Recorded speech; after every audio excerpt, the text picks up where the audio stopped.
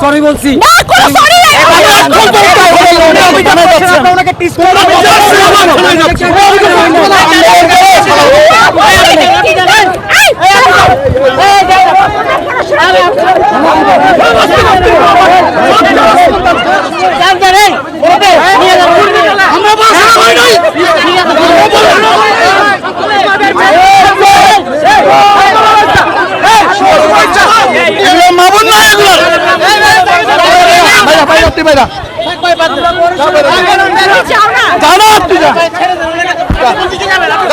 বাংলাদেশের ফ্ল্যাগ করে দেখাই দিয়েছে ভাব